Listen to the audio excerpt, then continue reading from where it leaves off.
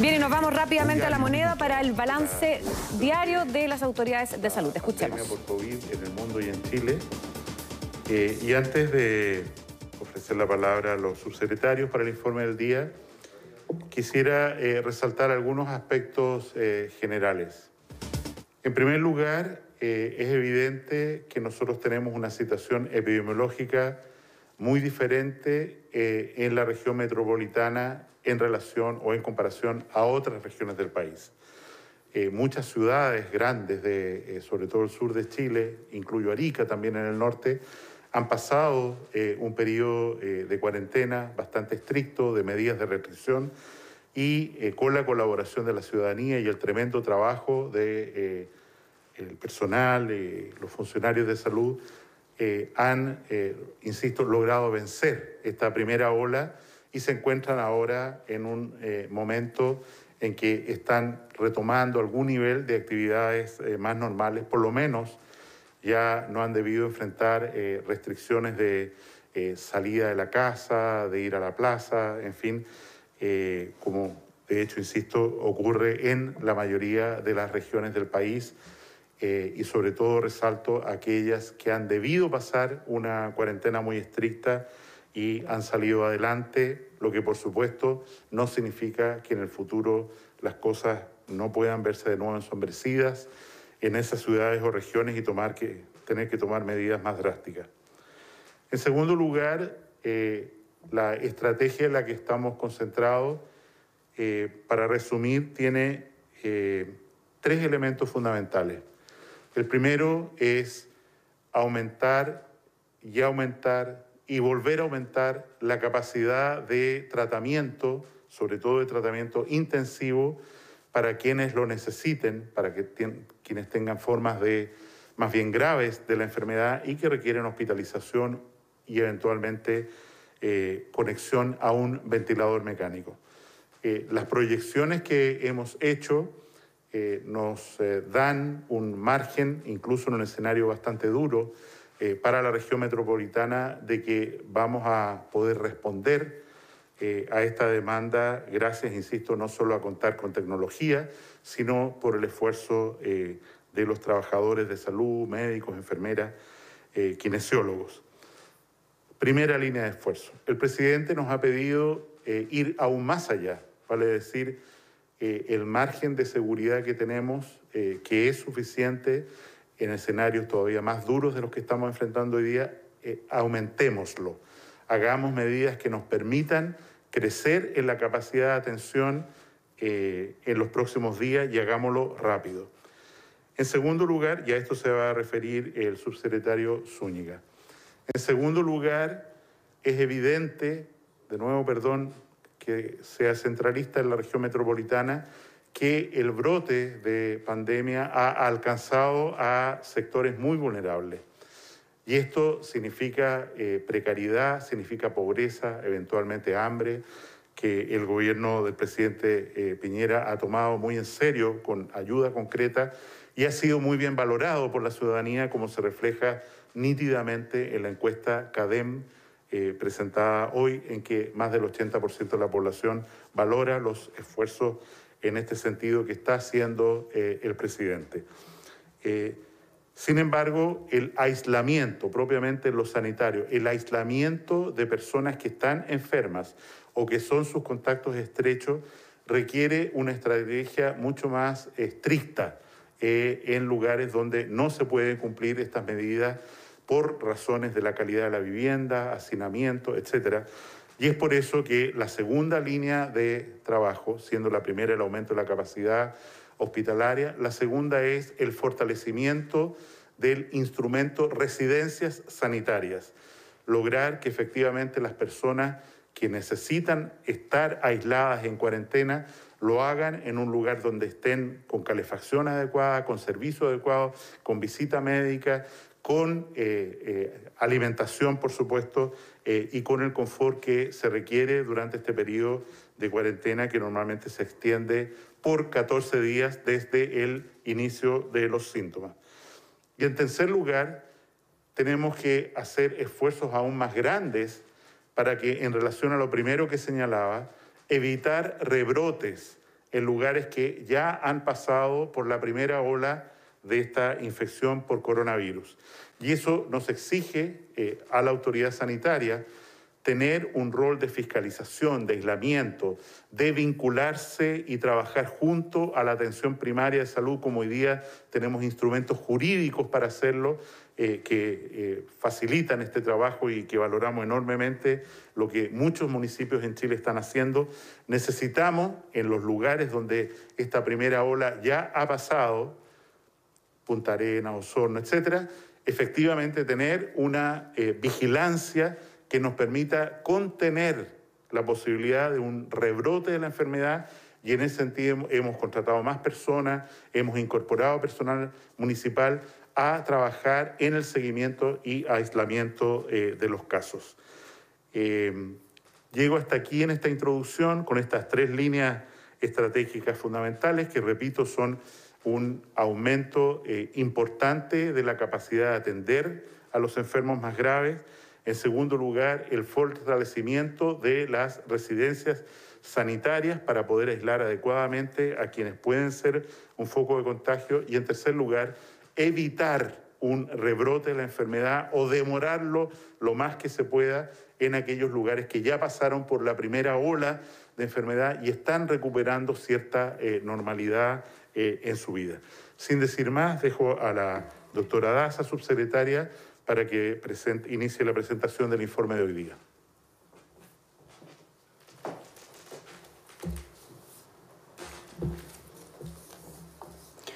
Muy buenos días. Con respecto a la situación mundial de la pandemia COVID-19, sigue aumentando en forma importante el número de casos. Ya a nivel mundial se han registrado más de 5.400.000 personas contagiadas, se han registrado 345.000 fallecidos y se han recuperado más de 2 millones de personas. La pandemia hoy día, la región donde azota de una manera más importante es la región de las Américas.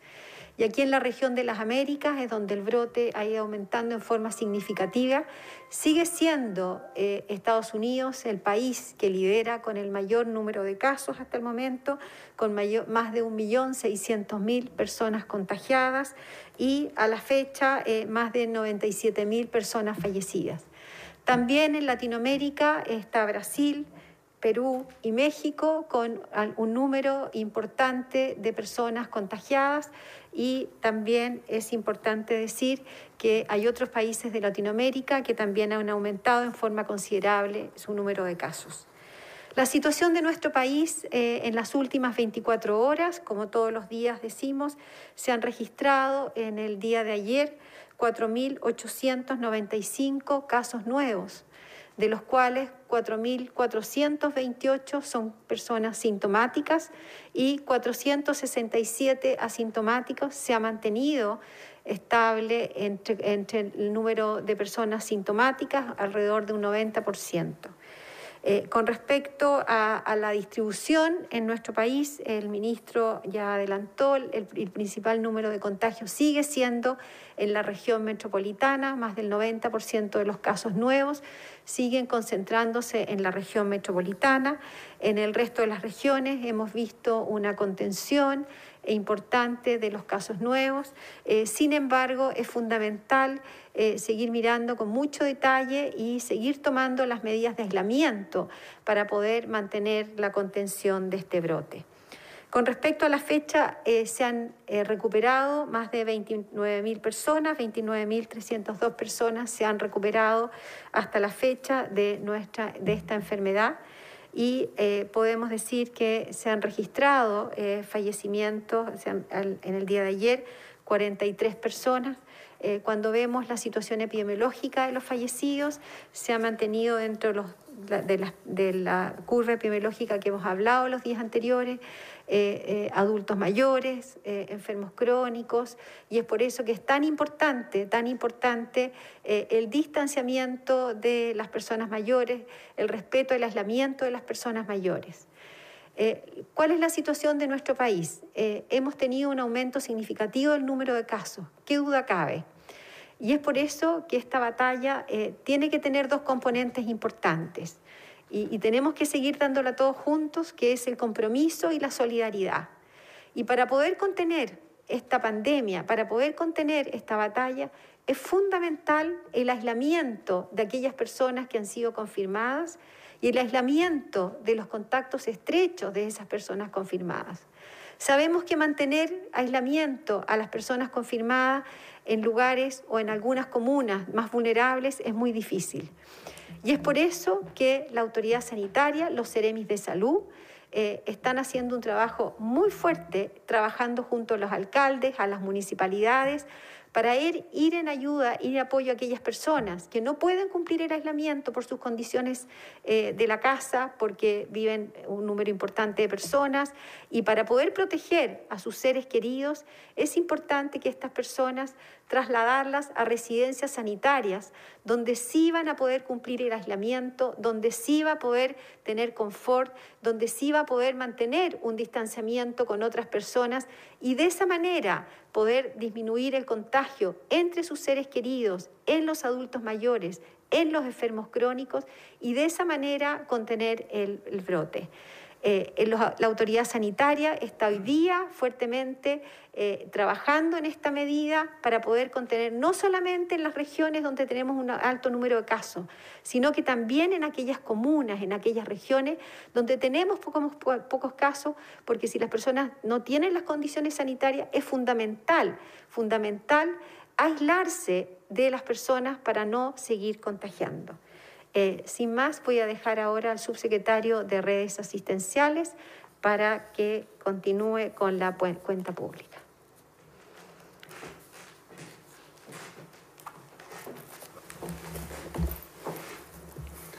Muy buenos días. En cuanto a la cantidad de pacientes que al día de hoy se encuentran hospitalizados en las unidades de cuidados intensivos, tenemos 1.135 pacientes, con 989 de ellos en ventilación mecánica y 220 que se encuentran en un estado crítico. Al día de hoy existen 322 ventiladores disponibles. Ayer lo mencionó el presidente. El estado de nuestro sistema hospitalario, de nuestras unidades de cuidado intensivo, está al límite. Y tal como lo hizo durante los meses del verano, nos ha solicitado esfuerzos adicionales. Y estos esfuerzos adicionales se van a concretar. Ayer nos hemos reunido con la dirección del nuevo hospital metropolitano, del antiguo Félix Bulnes, el antiguo hospital militar, y hemos tomado la decisión de reconvertirlo completamente en un hospital de unidades de cuidado intensivo para pasar a 189 camas de unidades de cuidado intensivos que se van a sumar prontamente a la región metropolitana. Hemos acordado con el alcalde de la comuna de Las Condes, Joaquín Lavín, en convertir completamente la clínica municipal para agregar 80 camas adicionales a nuestras unidades de cuidado intensivo a nivel país.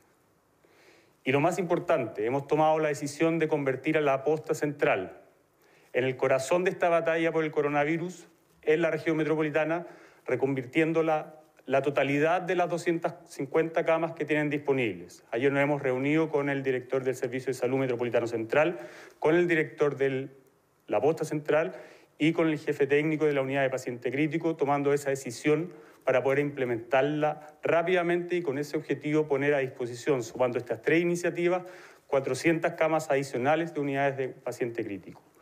El presidente nos ha solicitado que esto se haga a la brevedad. ¿Por qué? Porque si bien existe una holgura el día de hoy, como ustedes la están viendo, de 322, nosotros tenemos que estar preparados y no podemos correr riesgos en no dar el cuidado necesario a cada uno de los ciudadanos que lo requieren, especialmente aquí en la región metropolitana, debido al aumento que hemos tenido de los casos de los últimos tiempos.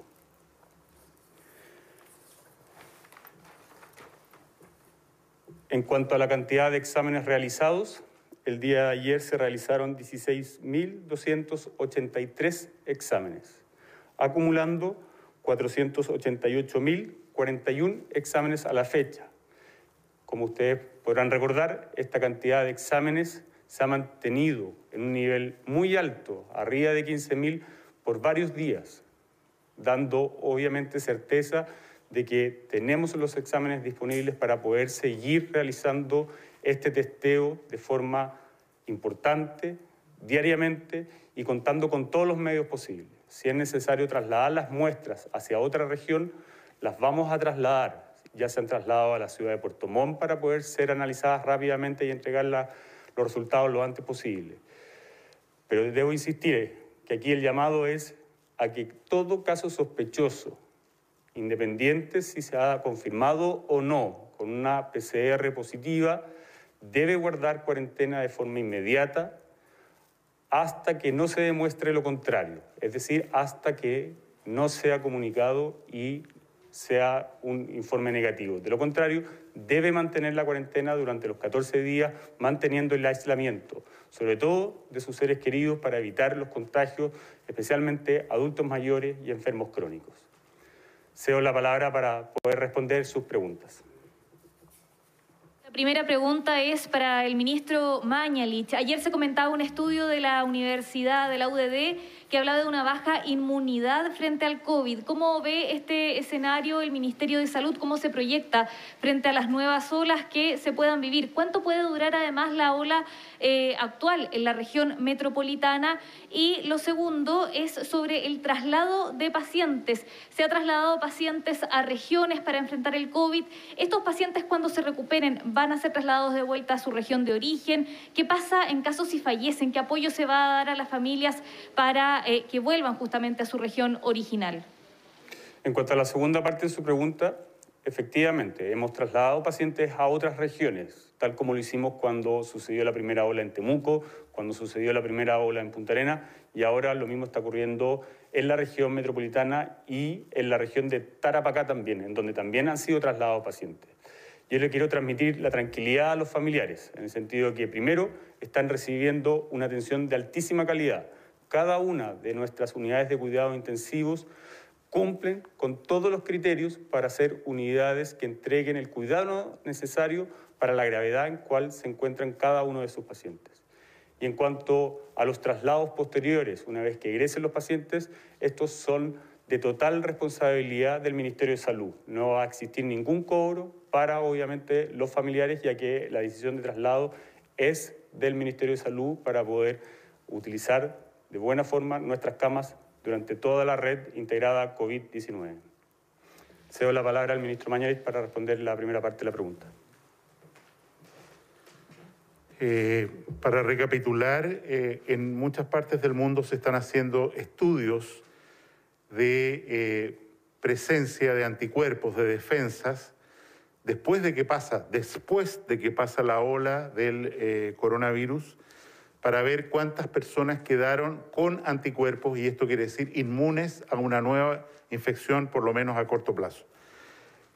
Los resultados que está entregando el mundo en esta materia son decepcionantes, en el sentido de que la inmunidad colectiva, social, que produce estas olas de coronavirus, de infección por coronavirus, en la población general, o sea, que infecta a personas que no se dan cuenta y que quedan inmunes es bastante poca.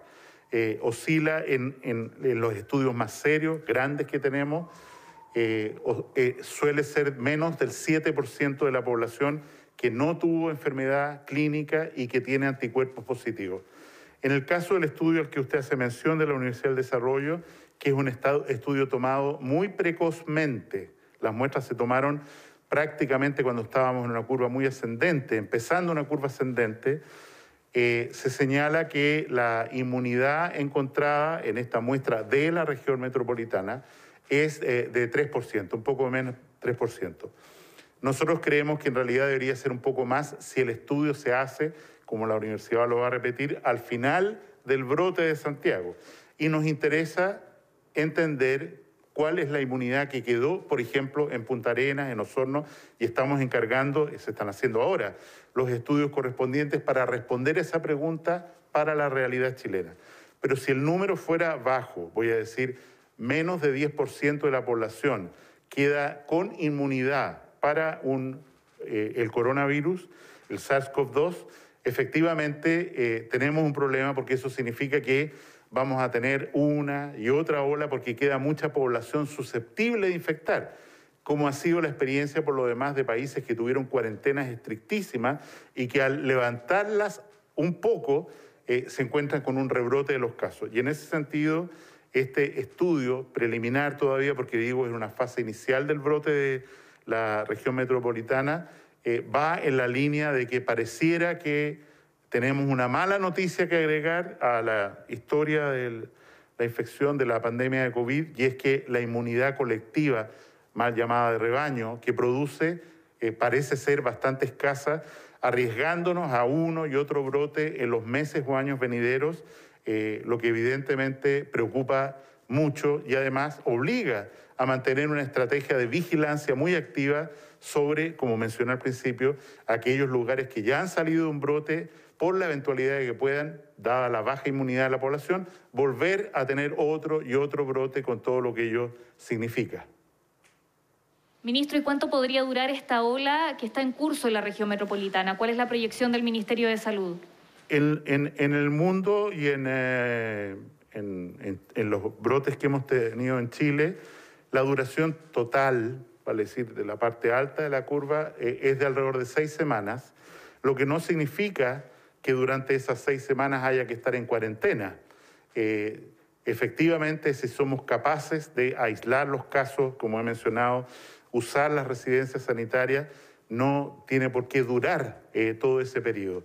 Yo anticipo que la cuarentena en la región metropolitana va a ser evidentemente más breve que eso, pero tenemos que decidir junto al presidente este día miércoles si la cuarentena que afecta a la provincia de Santiago y algunas otras comunas de la región metropolitana se mantiene en todas ellas, se mantienen algunas, se agregan otras, y eso, como digo, hay que usarlo o decidirlo con los datos más recientes, información que vamos a tener recién el día martes en la mañana. Ministro, buenos días. Consultarle, la semana pasada se registró un brote entre los trabajadores del Hospital del Tórax. ¿Cuántos trabajadores están en cuarentena? ¿Cómo está funcionando el recinto? Y si pudiesen hacer un recuento de los funcionarios de salud contagiados a nivel país en esa misma línea. Y en torno a lo que dijo el subsecretario Zúñiga, ¿qué pasa con los pacientes que están en los lugares que se reconvertirán estas camas y cuál es el plazo que tienen ustedes para que se reconviertan estas 400 camas UCI? Y por último, ¿por qué si hay ventiladores disponibles hay personas en ventilación mecánica intensiva en pabellones usando máquinas de anestesia?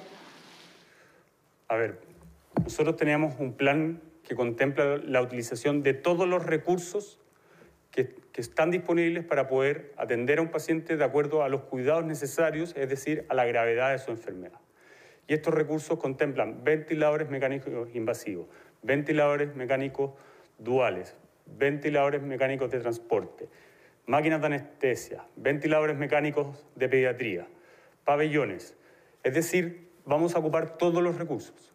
Nosotros hemos establecido que aquí los pacientes deben tener el cuidado necesario, para lo cual está la enfermedad, la gravedad de la enfermedad. Y es por eso que, independiente de las estrategias, independiente de los equipos, nosotros estamos entregando el cuidado que cada uno de los ciudadanos requiere. En cuanto a la cantidad o cómo se hace esta conversión, ayer yo lo mencioné en el sentido de que lo que nosotros tenemos que hacer es privilegiar que los pacientes de mayor gravedad, es decir, las camas de más alta complejidad, estén dentro de los hospitales que conocemos normalmente. Para eso nosotros requerimos reconvertir camas que son básicas, agudas, medias, intermedias, en camas intensivas, es decir, de mayor complejidad. Para poder realizar eso, nosotros además establecimos una compra de 5 hospitales modulares que acumulan 500 camas. La instalación del centro hospitalario Huechuraba, que puede llegar hasta 1.300 camas. Las Fuerzas Armadas. La anticipación de 5 hospitales, que ya lo hemos mencionado. Estamos hablando de Ovalle, Angol, Padre Las Casas, Félix Bulnes y Gustavo Frick en la ciudad de Viña del Mar. Todo esto forma parte de nuestro plan de coronavirus para poder llegar a un resultado que hoy día ya es muy bueno. Ya hemos duplicado la cantidad. Estamos en 2.400 unidades de cuidado intensivo en nuestro país, cuando la situación inicial era de 1.200. Estamos por sobre muchos países. ¿Por qué? Porque se hizo un trabajo planificado. Pero aún así el presidente Sebastián Piñera nos ha pedido que hagamos un esfuerzo adicional. Tal como lo acabo de comentar, vamos a aumentar en 400 las camas que teníamos planificado adicionalmente.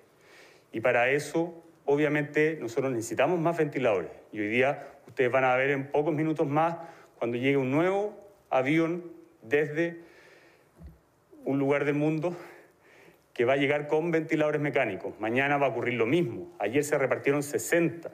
Hoy día, mañana se van a repartir 100 adicionales que ya habían ingresado a nuestro país. Y todo esto está considerado. Obviamente tenemos que comprar más, pero aquí lo que tiene que quedar claro es que no vamos a escatimar en recurso alguno para poder dar el cuidado necesario a cada uno de los pacientes. En cuanto a la información del brote, efectivamente la semana pasada hubo 10 funcionarios del Hospital El Tórax que resultaron positivos para la prueba de PCR. Afortunadamente eran de una unidad, no de unidad de cuidado intensivo, por lo cual no afectó la disponibilidad de camas de ese hospital, y esos funcionarios fueron reemplazados para poder seguir atendiendo a los pacientes con normalidad. Y el balance de los funcionarios de la salud a nivel país, subsecretario, y si es que puede precisar de dónde vienen estos ventiladores mecánicos. La información de dónde vienen los ventiladores mecánicos nosotros no la vamos a entregar.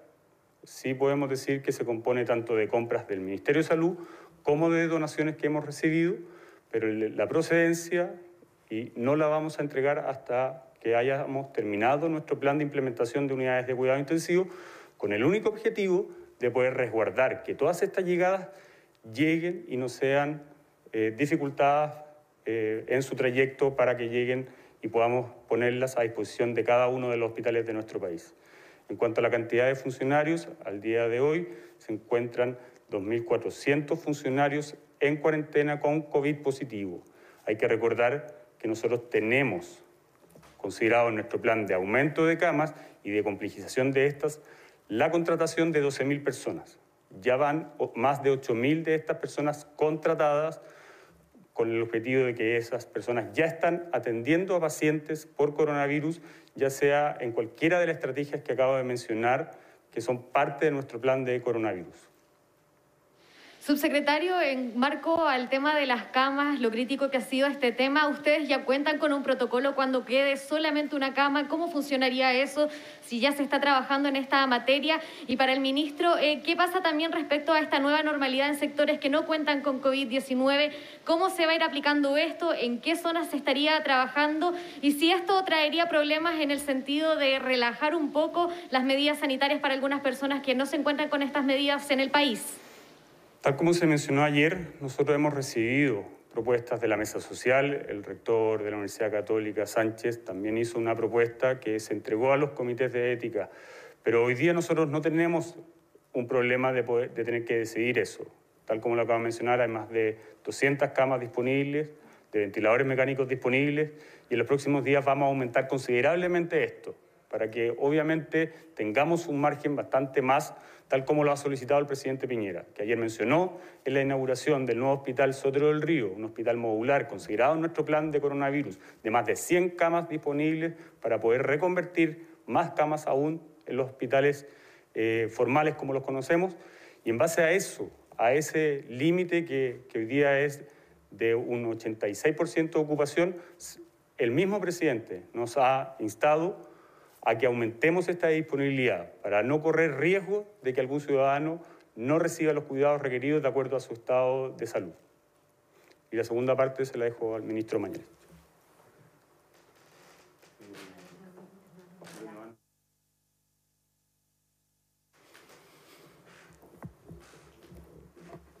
Como se recuerda, el término nueva normalidad fue acuñado en Austria, fue tomado por la Organización Mundial de la Salud como concepto y lo sigue usando ampliamente en el mundo. En los lugares, por supuesto, que ya han pasado, esperemos lo peor de esta pandemia y recuperan ciertas libertades o actividades que antes no podían realizar. En la práctica, en nosotros, en las regiones en las que he hecho mención o las ciudades, están viviendo una situación de normalidad post-brote agudo, grave de COVID. Y es por eso, ¿no es cierto?, que en estas ciudades ya no tienen las limitaciones de libertad, no tienen los cierres de comercio, en fin, mantienen, por supuesto, medidas muy importantes de carácter general, como son el aislamiento social, los cines siguen cerrados, las discotecas siguen cerradas, eso no se plantea por el momento abrir, y me parece que lo que está ocurriendo es lo más sano, y es que en la medida en que las restricciones a la libertad de las personas disminuyen porque ya no son necesarias en tal intensidad, pensando en el bien común, efectivamente estas regiones y estas ciudades van recuperando algo que asemeja, que es un pálido espejo de lo que era la normalidad antes de la crisis de COVID, entendiendo, insisto, una vez más, que todo esto es frágil, en el sentido de que hoy día podemos tener una ciudad que está liberando o abriendo espacios y gente paseándose en las plazas. Nada dice, si no se hacen bien las cosas en ese lugar, de que no podamos volver atrás a tomar medidas más restrictivas. Pero en ese caso, ministro, ¿se puede ejemplificar qué podría ser una persona que no está en su zona del COVID-19 y que se está llamando a esta nueva normalidad? ¿En qué periodo va a ser y qué va a poder hacer y qué no? O sea, como lo he señalado, por decir cualquier ejemplo, en la ciudad de Osorno la gente puede salir a caminar a la calle, puede hacer ejercicio, los comercios están abiertos, se puede ir a la plaza, se puede pasear la mascota, no necesitan permisos especiales para hacer estas actividades porque, insisto, ya no están en la limitación de libertad que significa los periodos de cuarentena estricta. Y si ustedes visitan, como hemos tenido la oportunidad de visitar esas ciudades, en realidad, evidentemente, la gente anda con mascarilla, tiene cuidado, respeta el toque de queda, se entra a los locales comerciales de a uno, las personas en la feria están separadas, ojalá en todas partes, los espacios, se entra a la feria con un control sanitario. O sea, es en el hecho, es una nueva normalidad que han ido tomando estas ciudades, cuidando, insisto, no recaer en un brote que obligue a revertir estas libertades, siendo la libertad de las personas el derecho fundamental que todo gobierno debe preservar. Ministro, buenos días. Usted esta mañana en Radio Cooperativa decía que estamos testeando incluso más de lo que se necesita y eso produce un efecto adverso, que el número de falsos positivos aumenta. ¿A qué se refiere con que se está testeando más de lo que se necesita cuando el porcentaje de positividad la última semana, hoy llega hasta el 30% en la región metropolitana? Los exámenes se han concentrado en personas con síntomas y desde el MinSal también han destacado la gran capacidad de testeo de nuestro país.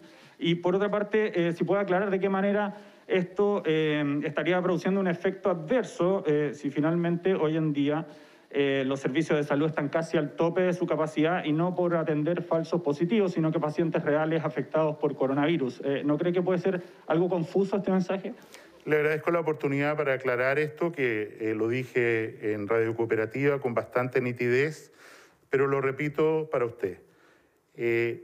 Cuando uno hace exámenes de coronavirus en personas que no tienen síntomas y que no tienen un contacto estrecho con alguien que ha sido certificadamente enfermo con coronavirus, el riesgo de tener un falso positivo aumenta enormemente.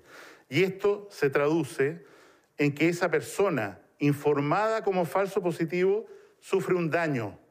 Y voy a usar un ejemplo concreto. El senador Rabindranath Quintero.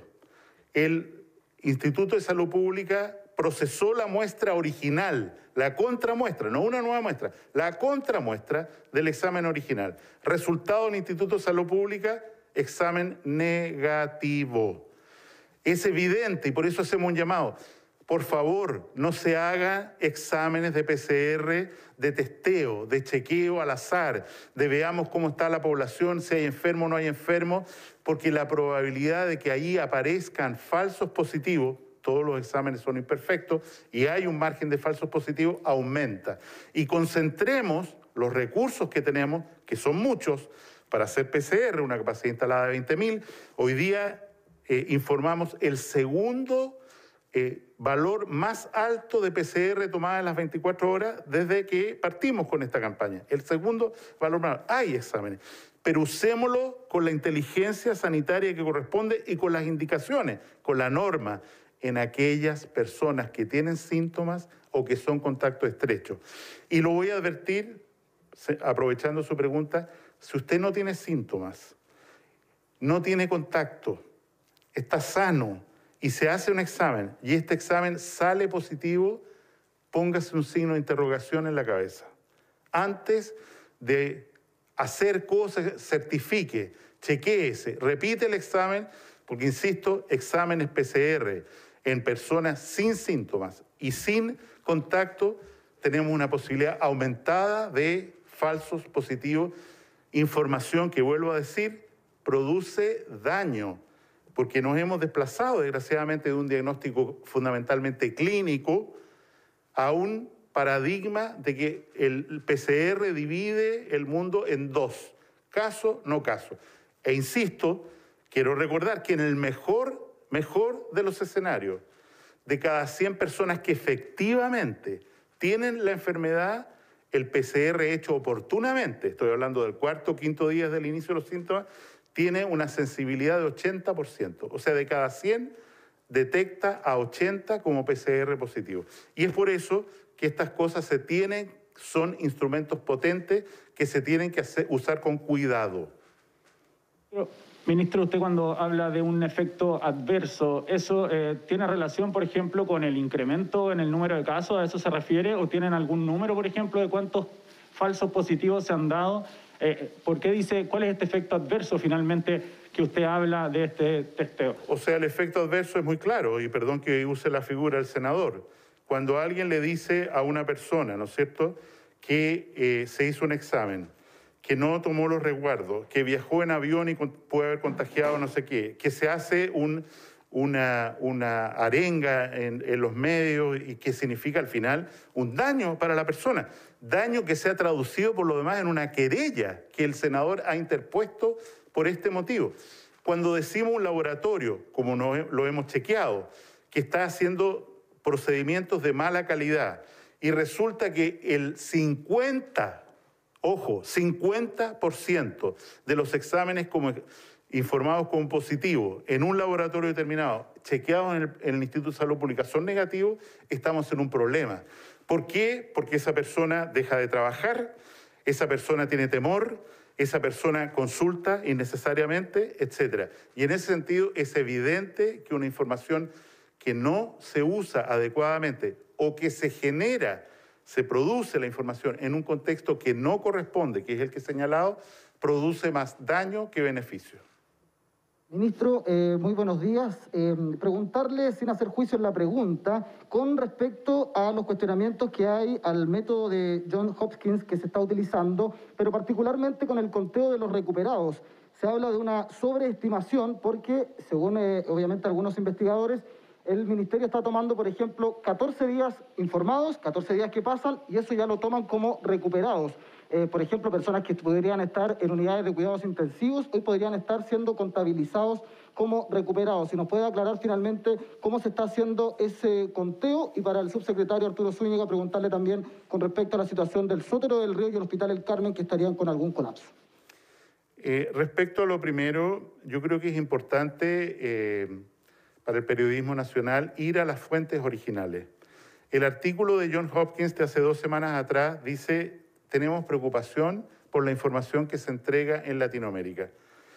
Tenemos preocupación por la confianza de esos datos, excepto en 3 países. Eso lo dice textual el artículo. Excepto en 3 países latinoamericanos, el resto nos produce preocupación y duda. Y de esos 3 países, Chile es uno de ellos. La Universidad de Johns Hopkins, a través de su jefe de epidemiología, publica que no tiene ninguna duda que los datos que entrega Chile corresponden a la verdad, junto a otros 2 países latinoamericanos, y hace un score. Y no quiero señalar cómo se ordena el score, pero quiero señalar sí que Chile, de acuerdo a Johns Hopkins, como usted ha preguntado, entrega una información confiable. Respecto a los casos recuperados, yo creo que hay una confusión. Efectivamente, Un caso recuperado desde el punto de vista epidemiológico significa una persona que ha perdido la capacidad de contagiar. A los 21 días desde que se inició la enfermedad o los síntomas, esa persona está conectada a una ventilación mecánico y está muy grave, por supuesto, puede ser el caso, pero desde el punto de vista epidemiológico, esa persona ha perdido la capacidad de contagiar a otros. ¿Por qué? Porque el virus se ha extinguido, como está demostrado en todos los trabajos, sobre todo coreanos. Y en ese contexto, decir, y yo entiendo que puede haber esta confusión, decir recuperado no significa que está recuperado clínicamente, significa que estas personas, para el monitoreo de la epidemia, dejan de ser casos activos contagiantes, independiente de la situación clínica en la que se encuentren en ese momento. Este es un seguimiento de la epidemia, no es una información del estado clínico de cada paciente en todos los días, porque eso, la verdad, no lo tenemos consolidado en una sola base de datos en el Ministerio y corresponde a los servicios de salud y los hospitales entregar la información que corresponde a la situación clínica de cada persona. Muchas gracias por su atención y...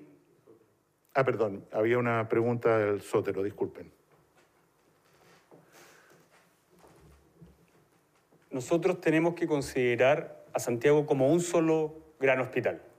¿Y eso por qué? Porque nosotros estamos trasladando pacientes desde un hospital a otro, independiente si el establecimiento es público, si es privado, si el paciente es FONASA, si es ISAPRE, incluidos los de las Fuerzas Armadas, que en los últimos días han dado muestras de la capacidad que han podido aumentar para poner a disposición de la ciudadanía, por lo que nuevamente agradezco esto que están realizando tanto los hospitales de las Fuerzas Armadas como los prestadores privados.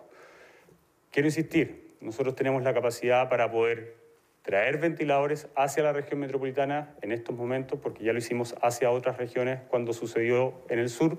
Tenemos la posibilidad de trasladar pacientes hacia otras regiones, hacia la región de Valparaíso, de O'Higgins, Biobío, Talca, donde ustedes han visto los traslados.